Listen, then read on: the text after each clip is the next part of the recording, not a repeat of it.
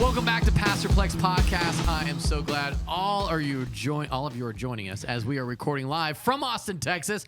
And with me in the studio are two of my favorite people here. I love the Websters. They are really incredible. Stephen and Clare, welcome to the show. You guys are longtime listeners, first-time talkers.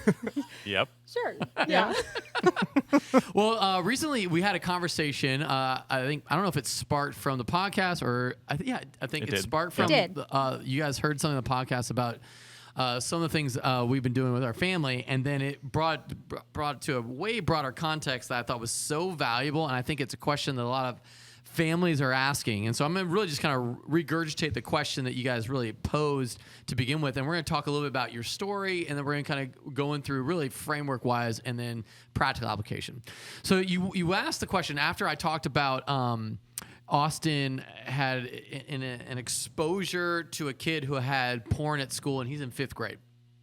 And your children are younger. How old's your oldest? 5. So Vivian, is that Vivian? Mia. No, it's Mia's Mia. 5. Mia's 5. And she just entered public school kindergarten.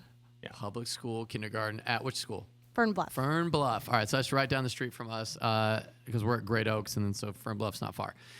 All right, so and you want to know the building blocks or framework that you use to prepare your sons to turn down opportunities to view porn, and how to prepare boys for that. So in your household, you've got 2 girls, and you have a boy, and then A boy on the way. boy on the way. and so that you're gonna be knee deep in children as we have been, and it was. I'm sure you guys are way better parents than we are, and it just feels like we came out of. I don't know what the right word to put this is. I don't know, like hibernation from the real world, because we were just inundated with like just being overwhelmed by children. And God bless every one of our kids. We're so grateful for them, and we love them so much. But now that they are in school, for the most part, we still have Pax who has 1 more year of preschool left. So he has but he does do 5 days. We're really excited about that. It just was a reopening of life. It felt like in a lot of ways. So you guys have a little bit of time before you have that. Yeah. Well, with Mia entering kindergarten, Yeah. they've now she now has access to they call it a computer, but a Chromebook. Yep. And so it's opened up this whole new kind of Pandora's box in a sense of how do we introduce that? How do we use it as a tool, but also make sure that we have the correct restrictions in place? Yeah, And starting that yeah. early instead of being too far along and then having to restrict. We wanted to restrict pretty early. Yeah, that's Yeah. good. So you asked what age did we start having discussions about really sex and boundaries, and you asked what the framework, and so I kind of, so first off, let me give you just a brief overview. I've got a 10-year-old boy, Austin, 8-year-old boy, Jet, 6-year-old boy, Titus, and a 4-year-old boy, Paxton. All right, so that's where we're at, and you've got Mia is 5, and then Vivian About Yeah. to be 4. about to be 4. Emmett is 1.5. Yeah, okay. It'll and- be when number 4 is born. It'll be 6-4-2-0. Okay, What? so same sort of 2-year gaps. Yeah, and it comes fast and furious. Okay, so the first thing that we establish, and I think I would love to hear your guys' perspective with girls, just because it's probably different, but it's probably the same in some ways. But we have boys, and we taught physical boundaries right from the get-go as soon as they could communicate. As soon as we had a babysitter come, we talked about no one is allowed to touch your penis. Like that was like straight up from the get-go. And whenever the babysitter came over, I'd be like, Austin, does anybody touch your penis? No. Who's allowed to touch your penis? Mommy and daddy and the doctor. And only when mommy and daddy are with the doctor. I mean, we made it like over, and like this is like 3 years old, 4 years old.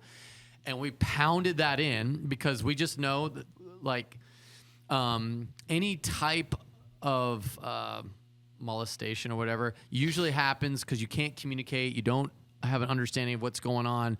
And the other thing we never did was we never allowed to have boy babysitters.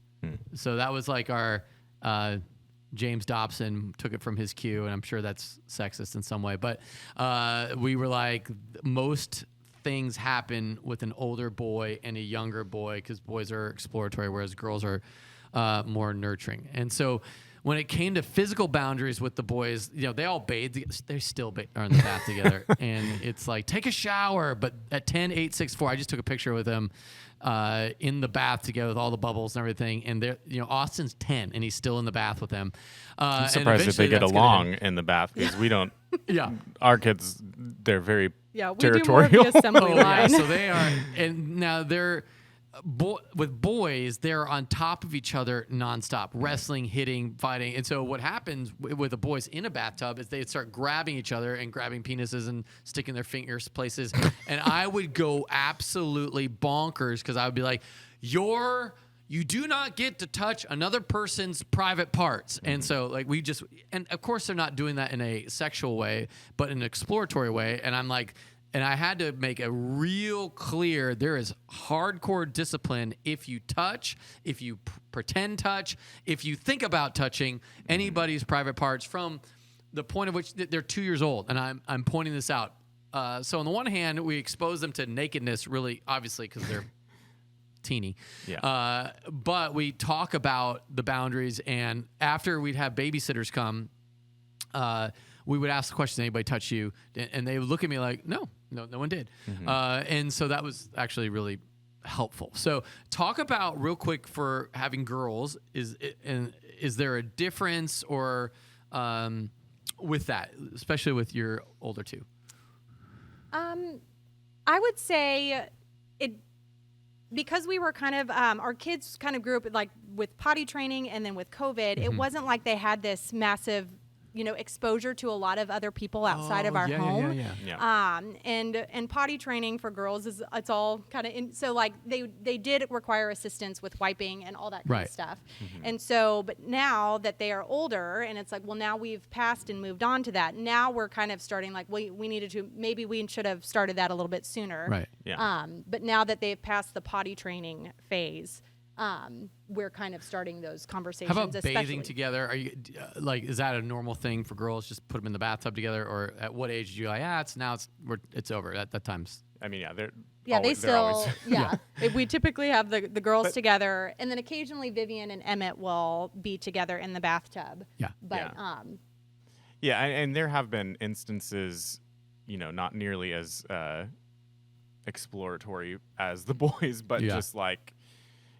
They both have the same genitalia. Right. So they're, there have been, and I'm actually the one that usually bathes them because Claire's, maybe doing other bedtime stuff. And so, I remember being like, no, we're not going to do that. And, I remember them being like, Vivi, touch my booty, or, something like that. Exactly I'm like, no, we don't need to be touching each other. But I mean, they're 5 and 3, so it took a long time of familiarity before they were. But I do think really it's important. I love what you just said there. Like, no, we're not going to do that. We don't do that. Yeah. Establishing that right off the bat, physical boundaries is the first. I don't know if you call it in looking at the framework. The first layer is a physical boundary of what's okay and not okay to touch or show or whatever. In fact, it's really funny. Somehow. Titus, our third guy, I love him, but he thought for the longest time the thing that you didn't show was your tummy. So I'm not sure how that happened. And so we'd be at the pool, and all the boys don't have shirts. He's like, they're gonna see my tummy, and I'm like, okay. Yeah. And he's like, but Daddy, that's not okay. They can't see my tummy. I'm like, where? Who told you that's not okay? And then he's like, at school they said you can't show your tummy. I'm like, oh well, at school, right? But at a swimming pool, it's totally okay to show your tummy. In fact, in our backyard, front yard, pretty much anywhere in Austin, all boys can show their tummy just about anywhere. The part that you can't show is your penis, and that was revelatory for him. So at 4 and 5 years old, and he's now 6, and I think he's just getting to the point where he's like, is it okay to show my tummy? So it's kind of an odd thing of the good part about that is something stuck. Yeah. And so he understands. So, for example, I think Austin had a friend come over, and he didn't have any pants on, and he was terrified that whoever was at the door was going to see him. And I was really sort of grateful that he ran into the laundry room, and he was almost in tears, like, Daddy, someone's going to see me. And I'm like, hey, good news. We're in the laundry room. We can put clothes on. And so we did. And so I think I guess what the point of this is, our training of what is appropriate resonates with children, and they it is an appropriate thing, and they will take your level of urgency, your level of this is appropriate, not appropriate. Even if you feel like your kid isn't listening to you, on these types of things, what's appropriate, what's right and wrong, you're teaching them what is right and what's wrong. And I think what was helpful for us, and anytime you want to chime in here, go for it. But what was helpful for us is to not make it about shame, but to make it about that's just not what we do. Like I never made them feel bad unless they're grabbing each other like that. You know, like daddy loves you when you make good choices. When you make bad choices, grabbing someone else's private parts is a bad choice. You know, that's kind of where we went with that. And so I felt like, again, this is where we only have a 10-year-old, and so far so good. But that's where we've arrived at right now with the physical boundaries. Anything else you guys want to add on the physical boundaries? I think when you were talking about was the last story, like we have a loft area that is sort of visible to our street, and so like we're having to really like instill in them like don't run into the loft naked. Like people can see you, and it's again, it's not a shame thing. It's just that's not safe and that's not appropriate for other people to see you naked. Good. We have a backyard that's semi-secluded, but it's still open, and so we've had bath time in the backyard one time and just hose them down but like they're still learning, and so like anytime for a while, anytime they got wet, they're like, all right, take off all the clothes, and again, just having to be like consistent, like no, like we're maybe you can go down to your undies, or maybe you can go down to just your shorts, but I think that maybe we could do a better job of like being specific about what area of your body is not appropriate for you to show at this age, or for other people to see. I think we could go as far as to like even explain with your when they're hanging out with friends in the future, like what is appropriate or not. I would even say we have taken some steps. I feel like we've kind of made it where we kind of review, what is appropriate and what's not in the bathtub. Like that's kind of like our, when we're bathing the girls, who can touch you here, and then also I think, which is different for boys, is girls are very much dress up. And so we have a lot moving our dress up clothes that used to be in the loft now to the bedroom, where it's easier, where they can change with privacy versus, in the loft. Yeah. Oh, that's helpful. That's really helpful. Yeah. I think the biggest issue on the physical boundaries is age. And I just think the age appropriateness to talk about what's okay and what's not okay is as soon as they can understand. That's where I kind of went with that on that one, just because just never, like even close friends babysitting, we just make sure that that's clear, that they understand that only ones that are allowed to touch them or see them or whatever is a parent. Now, but I will say we did have girls that would bathe them, but usually for the older boys, once they're older, they would bathe themselves beforehand, and then Paxton and Titus, when they're younger, they would get like the babysitter would bathe them, but even that would be like nobody touches you but you, and that kind of thing. So that's a huge piece of it. Okay. Next piece of this is you asked me, like, can you talk about children screen boundaries to protect against porn, especially as you guys mentioned, we got introduced to Chromebooks and that kind of stuff at kindergarten. So like as soon as kids in public school, you're giving here's full access to the internet. I mean, and obviously it's not full access because there's some, but kids are like genius when it comes to this stuff, and they figure out their way to get around it. And so, it's almost like in anything, like if you want to, like locks keep honest people honest. That's all it does. If somebody wants to go and see something that's inappropriate, they're going to go see something that's inappropriate. Yeah. And so how do you train your kids to protect against the screen issues that come up? And so I think we went through this in several iterations of this, is like I talk about porn as soon as they were introduced to a screen. and we would talk about this very same thing. You are not to see private parts, and we talk about like private parts are front, bottom, back, bottom, penis, breasts, and we would go through. This is not appropriate for you to see. The only thing that's appropriate to see is that for with a mommy and a daddy, and just kind of make it that simple. And for the most part, they understood that. They didn't understand why, and I just said like, and we'll get to why later. Just know that this is never. And so then as they were introduced to screens at like 2, 3, 4. So I would talk about anytime they got a screen. If you ever come across anything that looks like private parts, we don't ever look at that. Okay, so then when I was just as you sort of think, at least I sort of think like the public school has gone to hell in a handbasket, and so I just got to train my kid to be ready to experience pornography at kindergarten. And so with Austin, like before he went to school, like prepping him, like, and then I'd be like, all right, did you see any porn today? And and he had no idea. Like no, first grade, no, second grade, no, third grade, no, fourth grade, no. And then fifth grade was the first year that someone said, hey, I got something I want to show you on my phone. At third grade is when kids start, at least for us, third grade is when they start bringing their phones to school. And at our school, Great Oaks, they do a pretty good job not letting the kids take out their phones. But they still have it out at like recess, and they still have it out before and after school. And so there was always opportunities, but it didn't really hit until fifth grade. One of Austin's friend invited him over, and he wanted to show him something on his phone, and Austin knew exactly what to ask. Is it any naked girls or anything? He's like, yeah, you should come see it. And then he's like, no, I don't. And then this is where he might have gone a little bit too far. It's like, I don't even want to be your friend. You stay away from it. It was like hardcore, and they came out. I told him. And I think he's trying to do, like, I think a firstborn son specifically, or especially, wants to please their dad. So he was really trying to kind of like, see, Dad, I told him. And I was like, whoa, our battle isn't against flesh and blood. It's against the spiritual forces of darkness. And he has a portal to darkness in his hand that I do not want you to look at, but we don't like hate him. And we're not trying to like throw him to hell. On the flip side, we're trying to win him to the light. And so you definitely want to say, I don't look at that because it doesn't honor God. But I want you to know that you shouldn't as well. But I still don't judge you for it, but I want you to know that takes you to a dark place.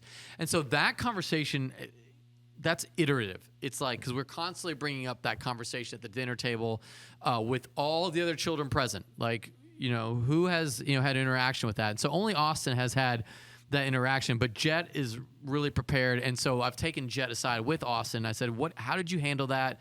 And how did you deal with that? The other way that I kind of created boundaries for them is like, I challenge them. Now, this is for the boys that are believers, which Austin and Jet are, and Titus says he is. And so one of the challenges at the beginning of school, tell us about yourself. Like that happens in public school. And so that is free opportunity to throw a flag up, tell everyone you're a Christian. And in general, kids that know you are a Christian and you made a big deal about it on the first day, they assume that you're like a psycho crazy Christian person that doesn't, is offended by all porn, and they will not bring it to you. And so because of that, I don't know if that's what's protected them, because he's never been confronted at school to take a look at anything. And I don't want to say like we solved the problem, I don't ever want to come off like I have it figured out, because definitely don't. But I think that has helped with Austin and Jet, at least in the third grade through fifth grade years, of really being proactive on the front end to, this is not something we do. Now come ask me when I have a sixth grader and it's more wide open, but we're training now so that those conversations don't come later. So anyway, I think that was what we talked about with you guys. Any other things that you thought of or could come from that perspective? No, I liked the idea of kind of like having it built in, like you've established a rhythm of talking about it with your children and being open. And maybe we'll talk about it later, but like that was not necessarily my upbringing. Yeah. It seemed like it was always like, we know that it exists somewhere. There's this dark cloud that you might get exposed to, but it was very hushed and it wasn't really open. Claire, were you homeschool, public school, private school? What were you I growing did all up? three. We were both all of the above. Yes. Oh, wow. So I went Not at the same time. I did private Christian. I went to Round Rock Christian Academy from kindergarten through third grade. Yeah. And then my mom homeschooled for 3 years. And then I entered the Hutto Independent School District, seventh grade, and graduated from Hutto High School. Oh, go Hippos. Yeah. Yes. Oh, fun. Okay. And then what about you? And then I was, I'm the youngest, so my my oldest two brothers are homeschooled all the way through. My sister until high school and me until 4th grade. So I think we wore down my mom. Petered out. Yeah, she was kind of done, and I might not have been the most obedient child, but and then I went to public school. They actually put me in halfway through 4th grade, or would have been 5th grade, and I was freaked out, and so they. Just through other circumstances, they actually held me back a grade, which was actually a huge blessing in disguise in the long run. And then I was in until I started 6th grade at Hill Country Christian nice. down the road, which was private. So got the full. You got the full gamut of the experience. Now, did you live in Hutto and go all the way to Round Rock Christian Academy? No, we lived off of 1431. Yeah.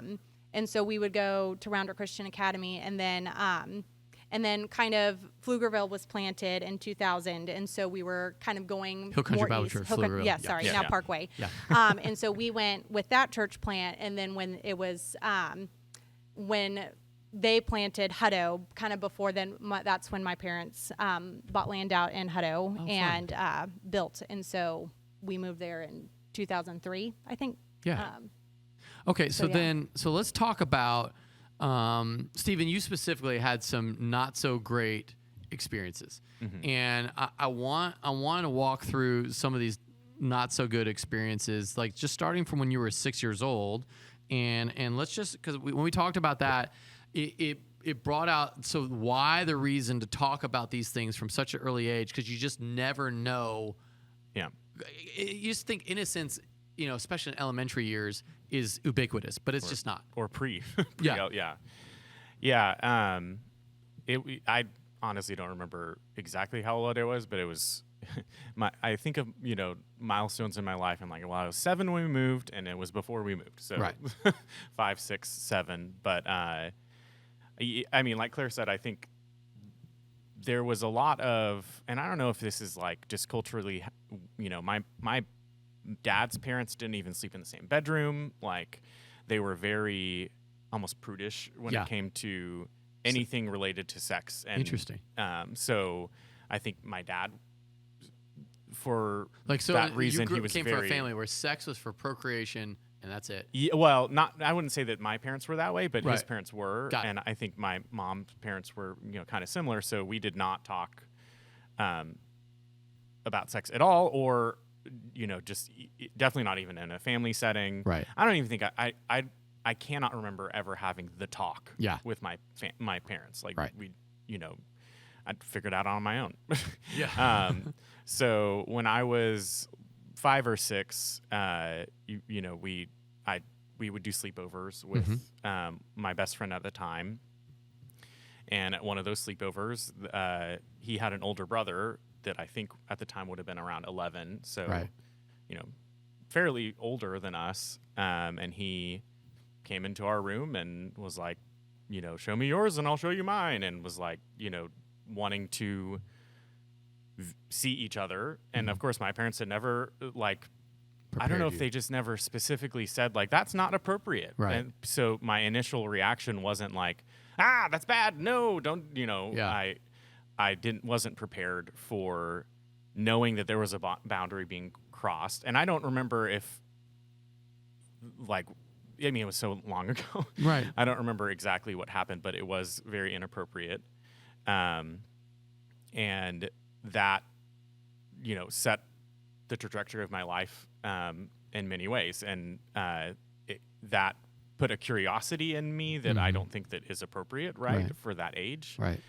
And so, there was other instances where, because he did that to me, I had other friends later on in life that, we were unsupervised, and it, there was more inappropriate interaction where, we're viewing each other or whatever, and sometimes touching.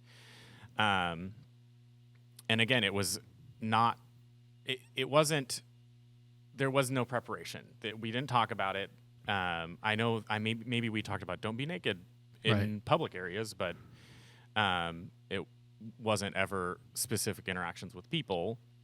And we actually, my parents found out about it somehow during one instance, and had a really awkward conversation with Danny Box. Yeah, he was a pastor at Hill Country Pflugerville back then. Yeah. Yeah, and so I think he came over to our house and he, asked me some questions, and I remember being like, "What are you talking about?" Right. We were just, it was fairly innocent, but it was crossing a boundary. Right.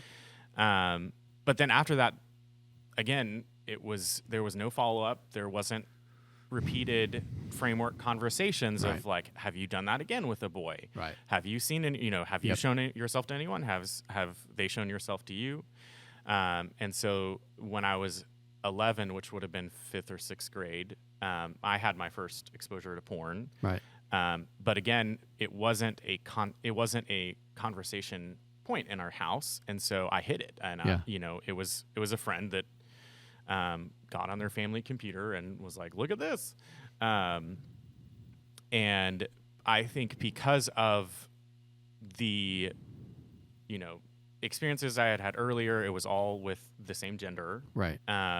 When I got exposed to pornography, which is heterosexual, and it's it was very quickly like hardcore, like violent stuff. Scary. Okay. Like for an 11-year-old to be like, "What are you doing to a woman?" Yeah. I have a lot of friends that are girls that I would never, ever, ever even imagine wanting to do that to that person. And so it was like, and in growing up, there was a framework of like learning about lust, like don't lust, Right. So I was like, well, I'm not going to lust after women. And then all the, the only other interactions I had were with the same gender. And so that from then on, that was a same-sex attraction Right. struggle. Right. So. Yeah. So how did that same-sex attraction struggle sort of was born through like seeing hardcore straight porn, but then and that being repulsed by that, and knowing that was the way that they interacted was wrong. And so, and everyone usually in general talks about lusting after women, but what about, and again, I just remember being 11, 12, 13, what really is right and what's really wrong. And when nobody is speaking into that void, you fill it up with, well, I guess this boy is okay. Obviously, I'm not going to marry that boy, I guess, but and maybe it was a confusing thing. And so you were really struggling with that. As a 11-year-old. Now, what about when you got a little older into your teenage years? Did you get a porn addiction through this somehow? Yeah. And I think so. My dad is fairly tech savvy, and so he did try to lock our family computers, and we did not have iPhones yet, so like there was no handheld devices.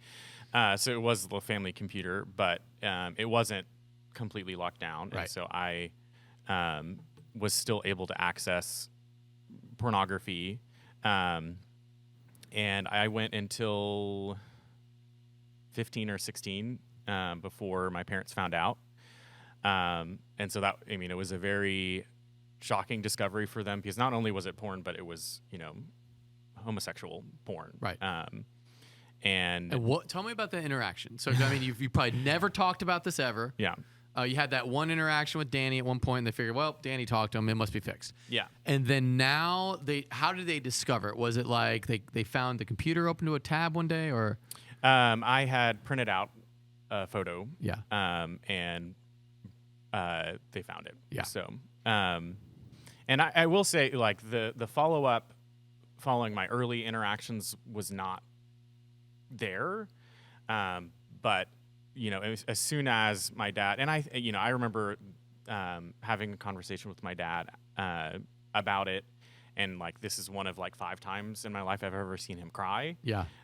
Because I'm the youngest. I have 2 older brothers, and both of my older brothers have struggled with it too. And so I remember him just feeling like he had failed us all. And after that, he I mean, it was like a flip switched for him. He was like, he realized, holy crap, I have not been, doing the right thing here. And so he like started meeting with me a lot. Weekly, we would go out to lunch together. He would take me out of school and we'd go out to lunch. He also found a counselor for me. And we went to a counseling component weekly for several years. You and him? Not together. He would drive me there, and I would be there with the counselor. I think that might have been because of the homosexuality. Like, whoa, I do not know how to deal with this. Right. And so for sure. Really found what he could do. And it was actually a family friend who was a counselor, and was very. It was very good for me to have conversations with him about what is appropriate. He's married, so he would talk about himself and his wife. And anyway, so my dad, very quickly turned and revved up, the involvement. But again, by then I was already addicted to pornography. So it was a little too late. But I do really appreciate, at least at that point forward, even through college, all the way through college. You kept up with yeah. through college. I mean, we went to college that was only an hour away. Right. But he would drive up. He would take off work. Wow. And he would drive up, 2 hours round trip to have, lunch with me, see how I was doing, disciple me, and go through manhood studies. And we actually read Wild at Heart together. So we had another awkward conversation about the father wound. Right. And was he able to own that in some way? Yeah. Wow. He was very. I don't think that he would mind me saying he's a workaholic. And he's 72 and still working and no plans to retire. Of course. And so early on in my life, there was a significant lack of fatherly affection and interaction. Every time I would go to a father-son camp out, it was with my friend's dad, because my dad was too busy. He was actually, full-time job, and then part-time he was the worship director for Tim Hawks way back in the day. And so he was needed on Sundays, and because he was needed on Sundays, he couldn't go to the camp out with me, and that sucked. But I talked through that with him, and he then he started like, okay, well, now we're going to go to father-son campouts together. And we go to Pine Cove, and it was great. But again, it was like, I was already 15 at the time. So I'm like, this is awesome. We should have been doing this my whole life. So, man, it's not so odd, but it's powerful, I guess, how much of an impact a father can have, which is good and bad, right? So the fact that he wasn't there impacted you, but then he was able to come at 15 and really, I don't want to say make up for, but he was able to re-energize the relationship and push you towards light. Because clearly you're following Jesus, you love God, and you may have a struggle, but you're struggling, which is, we're in Austin, Texas, for crying out loud, and the fact that you're struggling means that you haven't sort of given into the culture that says like, follow your heart. Yeah. So I really do appreciate that. But I think, Claire, this is where I want to kind of like shift. I'm like, okay, this is where it gets to be like, thanks, Stephen. Now, what in the world are you like? How did you? I mean, like, hey, nice to meet you. I'm Stephen. I struggle with gay porn. How what? How did you? When did you find out about this? And like, how was that? Part of your. How did that? How did you guys talk about that? Maybe before, during, after marriage. Talk to me about all that. Can I say one last thing that my dad did that was actually? It's funny. We laugh about it now, but at the time it was like, really, because he knew my struggle. When I was meeting with him in college at lunch, he was like, all right, are you dating anyone? Like her, you got to be dating someone. And I was like, no, not really. I had decided that God was leading me to not date anyone freshman year to keep my options open, whatever. Of course, that's what everyone says. It's good. And sophomore year, I actually went through my journals to see if I could try and find it. And I don't have it, which is probably good. But he told me, like, all right, well, I want you to make a list of all of the girls that you know at school that you might be interested in dating. And I want you to like work your way down the list, which it's good that I couldn't find it now because I don't know if Claire was at the very top. She was in the top half. Very definitely. Like, probably number I'm 2 almost or 3. certain she was number 1, but I don't know for sure. So probably good that I have never wanted to know my ranking My on your ranking. list, and it doesn't matter because I'm number 1 now. Yes. Man, Claire, that you need to preach that from the rooftops Yes. because that's Yes. a big deal. Okay, sorry, go ahead. So I think something that was really cool is that we met in college and we kind of had our first year, like we had a friendship, like a solid friendship built before we actually started friend group, before we started dating. And Stephen was really intentional. Like I remember when we first started dating, like every Sunday we would go, it was Burt Pond, but every Sunday night we would go and we would share prayer requests. We'd kind of talk about our week. At the point that we were dating, I was kind of a hermit because I was doing nursing school. And so that was kind of like our weekly check-in. And I remember even like maybe a month or a month and a half into our like exclusive dating relationship, Stephen giving like a checkpoint, like I like where this is going. I want to continue this. This is green lights for me. Fast forward probably like a year into dating, kind of before he proposed, we ended up going to, it was Miller Springs, but a hiking trail. And that was kind of a really pivotal moment for us where it was kind of like we aired our dirty laundry essentially. Right. And we did that prior to getting engaged. And so Stephen did communicate, and I knew that he had been struggling with porn. For some reason in that moment, I know he probably talked about it, but gay porn did not resonate with me, or I did not remember that. And I just kind of used, like, I was like, oh, well, I feel like porn is a kind of a common thing. It's not really like a completely unexpected. And in my head, I'm like, well, I'm going to solve that. Whenever we get married, case closed. Yeah, that's how you do it. I love the confidence. Way to go. Your parents did something right there. That's awesome. And part of that was just because it was not like even to this day, I don't have a visible or visual like recollection of ever being exposed to porn. I grew up in kind of like a Christian bubble, and granted, I had a little bit more of the same of like, we don't talk about sex.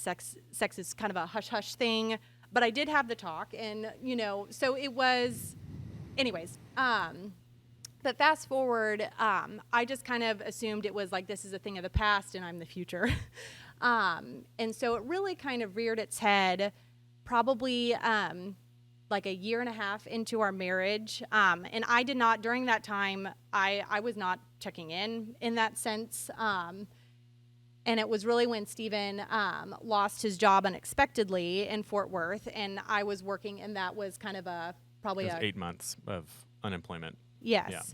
And that was when he brought up to my attention that this was a struggle, and that's when kind of like the gay porn clicked for me. And it was that part where you're like, oh crud, I can't solve this with me. Yes. And I do feel like one of the things that was kind of not nice, but when that conversation came, it was like I was working 12-hour shifts. I worked at a hospital, and so I had the weekend of like natural space to work, but also have the separation to kind of process. Stephen is an external processor, and I'm like a retreat and internally process. Yeah. That was a fun 2 years of marriage figuring that out. So, anyways, and so during that time, like I remember like crying in my apartment, at a time where we had space, and I came home and I was still from what I remember, some of my details are kind of hazy because kids have taken a lot of my mental space. And physical space now. But I do remember this moment, like I remember I was like, I just want to drive home. I just want to go to my parents. I want to cry. I want to be with my parents. And I had this moment where it's kind of a weird, but it worked for me. Where it was a Holy Spirit connection in your head. Where I went wedding dress shopping with my mom, and I tried on this big ball gown, and she just kind of casually asked me, like, well, for your wedding, do you want to be like Daddy's little princess, or do you want to be Stephen's wife? And that really stuck with me, especially in that moment of like, am I going to retreat home or am I going to do it and be faithful and leave and cleave? And so that's when we kind of started that process. And that was kind of the first incident, I would say. Yeah. Wow. So kind of going, so this was before you got married. No, this was this sorry. was 2 years. Well, yeah, so a the year wedding and a dress half. shopping was, Yes, Yeah. that was the connection she obviously, made in yes, the moment. in the moment, I remember thinking like, this is the moment. Am I going to choose got to it. go So you home? Got it. Sorry. And go to my safe, quote unquote, safe space, or do I need to be faithful? So how long were you guys married at this point then? 2 years. 2 years. So 2 years, you have this shocking revelation. You kind of head home, or you're gonna thinking about heading home. Yes. But the Yeah. conversation comes up: are you gonna be Daddy's little princess, or are you gonna be Stephen's Yes. wife? Wow, that is huge. I know that again. I do a lot of counseling, and so when I'm hearing this, I'm like, "Hey, are you listening to this?" It's like I want to be like, "Hey." So, because that's a huge thing. Are you gonna be Daddy's little princess, or are you gonna be Stephen's wife? I hope that gets seared in somebody's brain, because I think that's a huge thought that sort of shifts the whole conversation. That it's not about you and you and your moment, and Daddy's so proud, but rather it's you serving your husband through this really hard, ugly time. Yeah. And a lot of tears and Yeah. a lot of pain. But I also think too, what was nice that it didn't register until like a year and a half into our marriage is that we had already established I had emotional and relational capital with Stephen. Right. That I didn't necessarily. And physical. Yes, and physical. It's not like you guys had never had sex or anything. Yes, yeah. So in some ways I kind of view that as like when I had more of the like, oh, this is like this moment clicked. I already This had is still a problem. Yeah. Yeah, I'd already I knew that he loved me. I knew that he cared about me. I knew that I had tangible, memories of him serving me and serving our family. And so, our family of 2. And so that was kind of helpful to kind of have that to also pull upon, where I didn't feel like it's not like I'm just now garbage, and being thrown out for. So let me I know this is like I'm going probably a different direction, but this is so huge because porn is a big deal. Whether it's gay porn, straight porn, whatever, it's porn. It's somebody you're thinking about somebody else, and it's a real problem for marriages, specifically at our church, but ubiquitously a problem. Right? Everybody has this issue, and I want you to talk about how you're able to forgive him, love him, this is such a big deal because it doesn't sound like you're sitting here bitter, angry at him. It sounds like you were sad, clearly sad, but talk to me about the emotions that you were experiencing at that time, and then the way you're able to forgive, why, how, and because it's not like, oh, well, he told me and then it was over. It was like, this was something you would deal with for years, really. Yeah, and I guess for me, the way I had it, and maybe this is like with the second incident where it kind of reared its head. For me, in my head where I played it out, I'm the solution. I am part of the solution, to this. Wow. And if I leave or if I, at that time I knew Stephen felt bad. Most of the times that it had come up was because he had confessed it. It wasn't like he got caught right. or I asked the question and he answered honestly. Yeah. Huge. And so because of that, if I played it out in my head, I knew that what he needed to hear was not me condemning him. And he already felt the shame. I knew that. And so it would not make our situation any better for me to keep pounding that in. So to that point, so you felt comfortable enough with her that you could tell her really anything. I mean, doesn't get much more shameful, I guess, in a sense than that. So how did you feel so comfortable with her? Or was it just you felt the Lord just? There's definitely instances of that. The Lord orchestrating it. And there's, I haven't been going as often previously, but I go to Samson Society, and which is a group of guys that struggle with porn addiction, and I we've had conversations with the guys there about when they were discovered or when they confessed, and like there's a guy that like he's like his wife has not had sex with him for 4 years, Right. and they shoved him away or moved out or divorced, Right. and like it was just like hard and harsh, and wives that for good reason are maybe untrustful, but like not in a healthy way. Right. Like, the biggest difference is like Claire has always been like, how can I help you?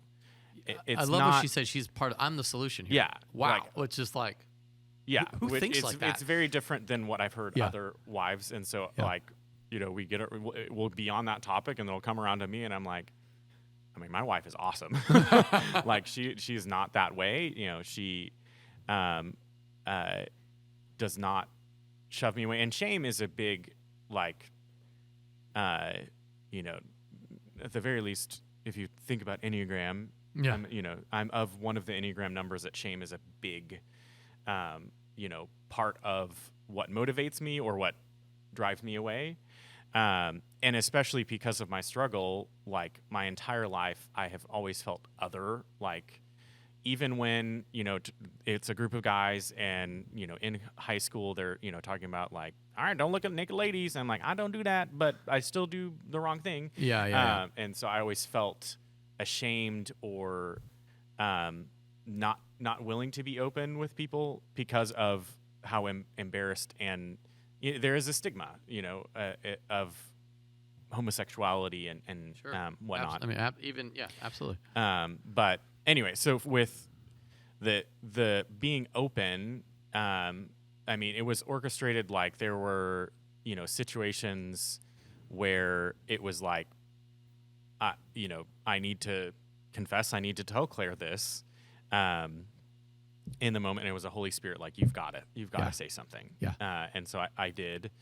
And then there have been instances where like Claire has, my favorite is like, I don't think she does this on purpose. It just happens.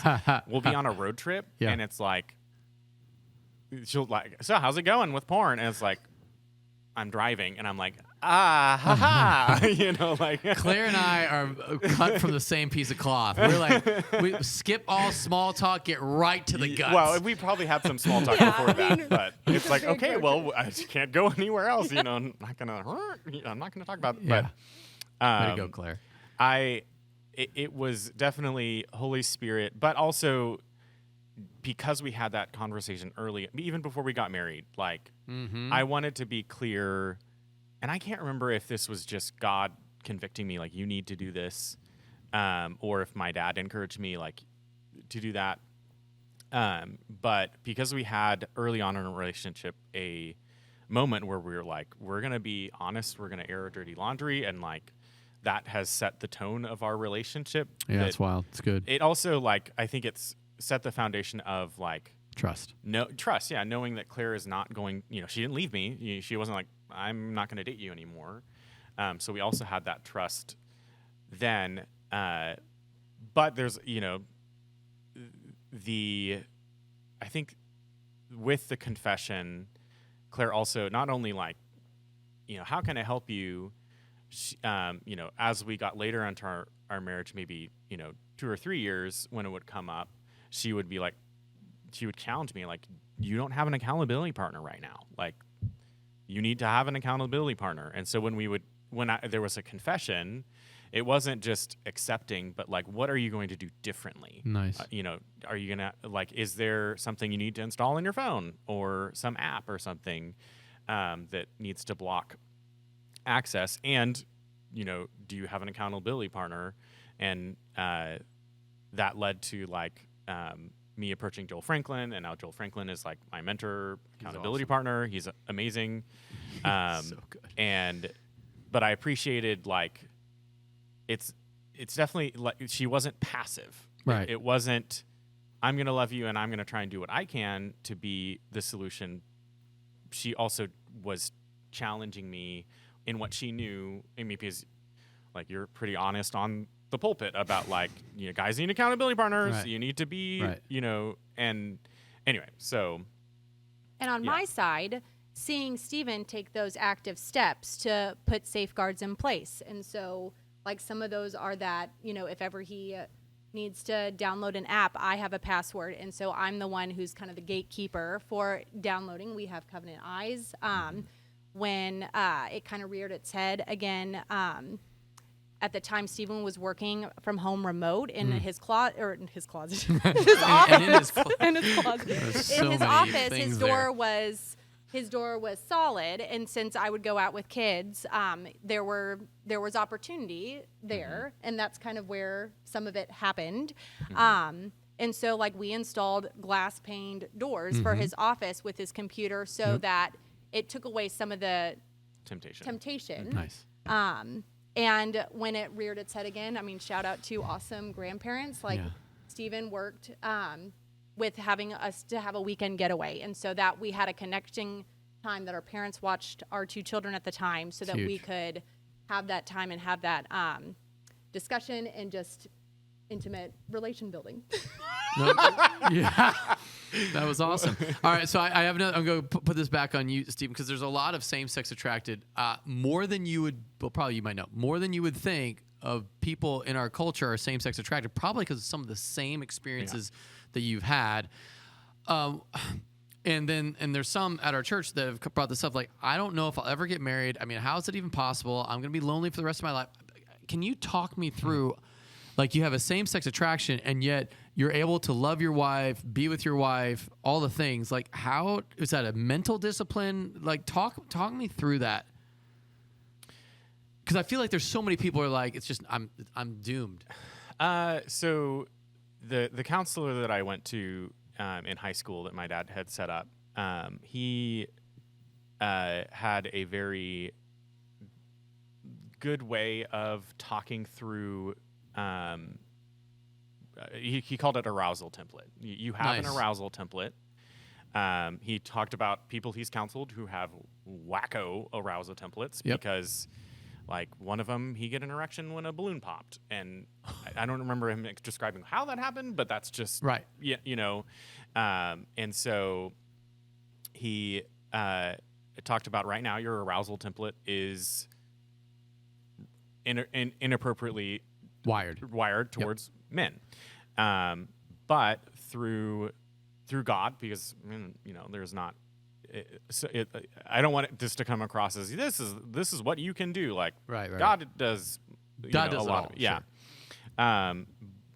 And you know, I'd kind of shut off. Like, I am not going to look at straight porn. I'm not going to look at women in that way. But it wasn't like I wasn't attracted to women. Okay. And by the world's standards, I guess you would say I'm bisexual. Right. But that was, it was, you know, my dad encouraging me, like, make a list and you're going to go out and date women. Yeah. That's huge. I really think that was a powerful thing. Yeah. I've told him that. Like, that was incredibly helpful. Because I have, you know, listened to podcasts you've had with same-sex attracted people, and they're like, I don't know if I should do that. I'm going to hurt, you know, I might hurt the woman. I'm like, well, I mean, dating anyone in general, you might hurt them. Like, you're not going to be able to avoid hurting people because relationships are messy. Right. But just the intentionality of, you know, go out, put yourself out there, and we were both virgins, so like I may have had same-sex attraction, but I never acted out on it. Either of us had sex before marriage, and so I think the Lord was incredibly faithful and, you know, just good to me, because on that on that wedding night, like, I was very attracted to Claire. There was no problem at all. That's good. And you know, from then on, you know, still very attracted to Claire, but still dealing with, you know, other attractions and, you know, still being same-sex attracted in some ways. But it was, you know, the arousal template seems really similar to like your endorphin dopamine cycle, because that, I mean, that's what the arousal template is. Because the way he describes is you get things impressed in your template. Yep.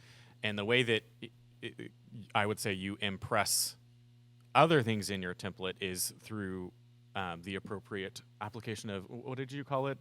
Intimate marital relations. I love the sterile term for it. That's good. Yeah, but having sex with your wife really. I mean, even you can see even now we're like, I don't want to say sex. But like, I think so. This is what I always tell men, and especially women hate this, but have sex with the lights on, because you're now reorienting a man's visual cortex. Everything goes to you and my wife and appropriateness, and that fills your head, so that's what you want, and that does get into dopamine, oxytocin release, and that creates the cycle where this is the latest version of my wife is the one that I'm attracted to, which is wild. That's the way God designed it. How awesome is that? That's how 65-year-olds can have sex. So I think when you think like that, oh, it's possible.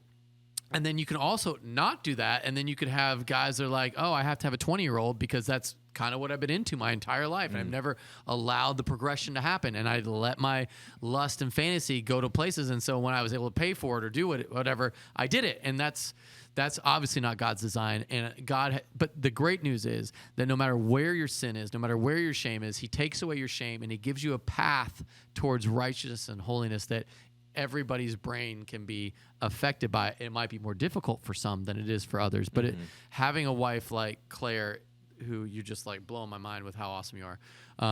You're here. And amen. And obviously it's the Lord's work in your life, clearly, right? I mean, I don't want to overdo it. Like we all bow down and worship Claire, but Claire has been following God. She's been following the Spirit. That doesn't mean you guys don't have conflict. I'm sure you've been very direct and very hurt and very all the things, and you've been able to communicate. But I feel like the communication that you guys have has been what's brought you guys closer together. Yeah, I would say that. I also would say that kind of like against what culture would like this, like Stephen's, same-sex attraction is not what ultimately defines him. Like when I think about Stephen, that's not my first thing that I think about. My identity. Yeah. I think of how driven he is, how ambitious, how he provides for our family, how he's such a good father to our kids. And so having that, that doesn't define who he is to me. Wow. And so that, Claire, I feel like women are going to line up to talk to you. I mean, I know that sounds bonkers, but I feel like your ability to sort of like, I'm dealing with a lot here, and you're not perfect by any stretch of the imagination, but you're implementing the Holy Spirit power to love your husband, to see him as God sees him. That's wild.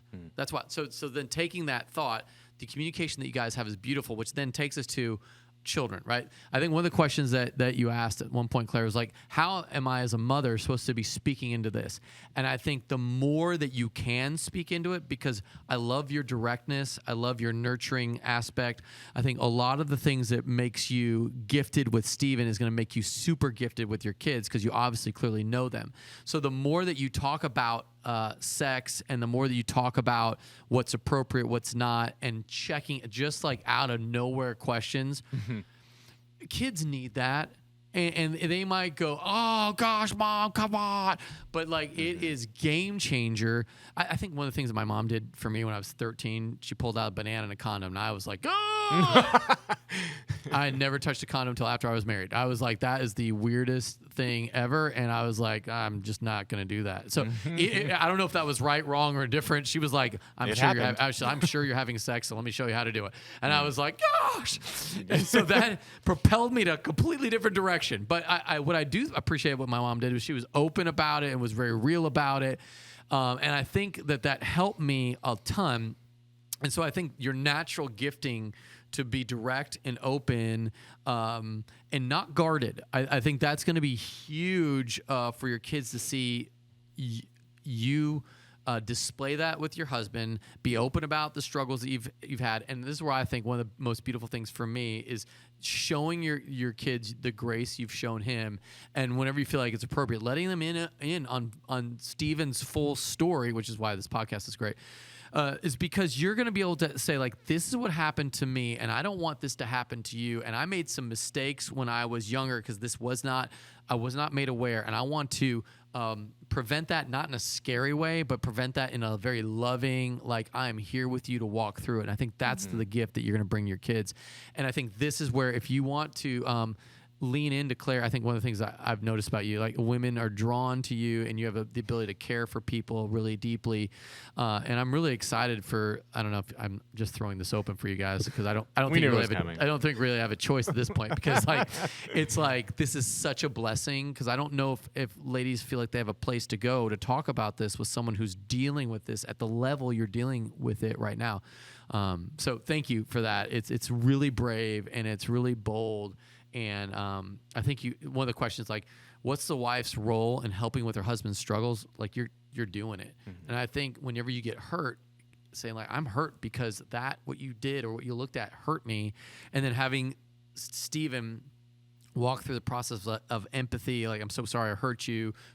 Will you pray for me? And then him moving to the next step of the accountability aspect of like, and you being like, so what's accountability looking like right now? Because I can't be like catching you all the time. I don't even know if that's the healthiest thing in the world for you to be sneaking around, like if you're looking at anything. Like it's huge. So I feel like when the question is like, what's your role? I think you are living that out, and I think the continuation of showing grace to your husband is like the chain. Like I don't know if there's a weight lifted off you, Stephen, of like you're free from that. And I feel like last podcast I got like 50 million like.